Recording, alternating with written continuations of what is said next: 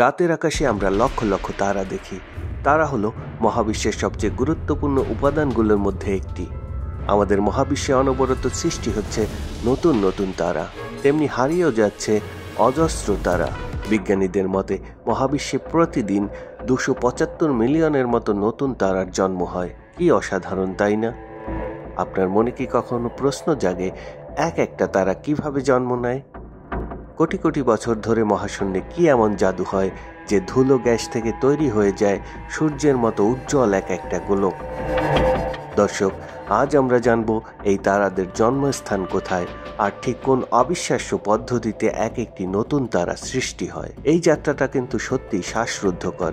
তাই আর দেরি না করে চলুন শুরু করা যাক তারার জন্ম রহস্যের এই মহাজাগতিক অ্যাডভেঞ্চার।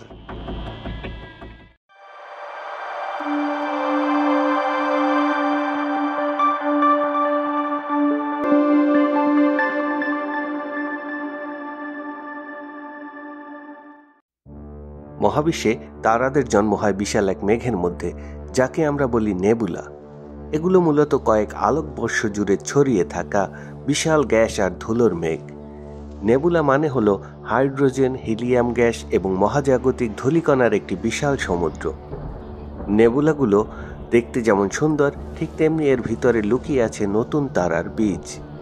এই নেবুলাগুলো সাধারণত খুবই শীতল এবং ঘনত্বের দিক থেকে অসম। কোটি কোটি বছর ধরে এরা স্থির থাকে, কিন্তু যখন কোনো কারণে হঠাৎ কোনো একটা ধাক্কা লাগে, যেমন কাছাকাছি একটা সুপারনোভা বিস্ফোরণ হলো অথবা দুটো গ্যালাক্সি ধাক্কা খেলো, তখন এই শকওয়েভের চাপে নেবুলার কিছু অংশ সংকুচিত হতে শুরু করে, আর তখনই নতুন একটি তারার জন্ম প্রক্রিয়া শুরু হয়। যখন বাইরের কোনো শক্তি বা নিজেদের ভেতরের কোনো ঘন অংশ একটা নির্দিষ্ট সীমায় পৌঁছায়, তখন মাধ্যাকর্ষণ শক্তি কাজ করা শুরু করে।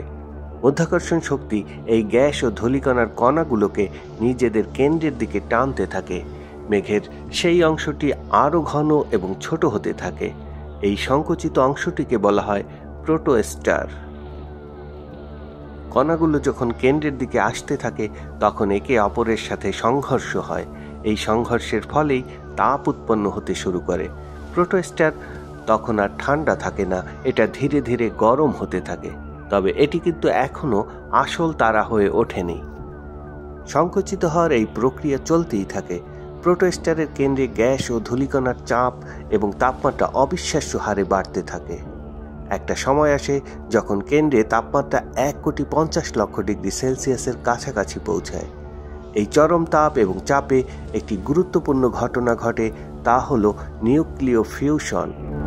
নিউক্লিয় ফিউশন প্রক্রিয়ায় 4টি হাইড্রোজেন পরমাণু একত্রিত হয়ে একটি হিলিয়াম পরমাণু তৈরি করে।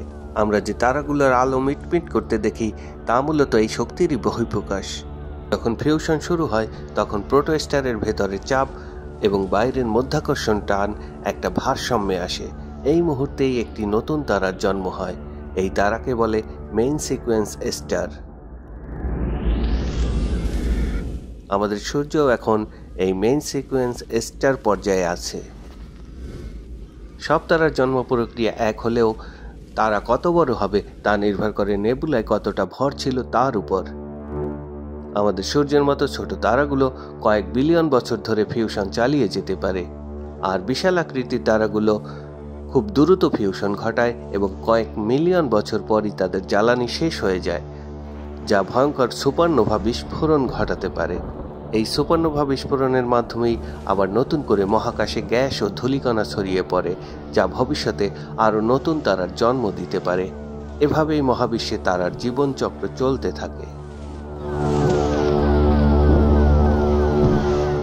দেখলেন তো বন্ধুরা, একটা তারা জন্ম নিতে লক্ষ লক্ষ বছর সময় নেয়, আর এর পেছনের প্রক্রিয়াটা কতটা জটিল ও চমৎকার।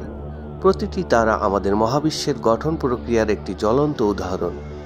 আশা করি এই ভিডিওটি আপনাদের ভালো লেগেছে। যদি তারার জন্ম প্রক্রিয়া সম্পর্কে আরও কিছু জানতে চান বা মহাকাশের কোনো রহস্যময় ভিডিও দেখতে চান, তাহলে কমেন্টে অবশ্যই জানান। লাইক করুন, সাবস্ক্রাইব করুন এবং নোটিফিকেশন বেলটি বাজিয়ে দিন। আজকের জন্য এটুকুই। খুব তাড়াতাড়ি দেখা হবে নতুন কোনো রোমাঞ্চকর তথ্য নিয়ে। ভালো থাকবেন। ধন্যবাদ।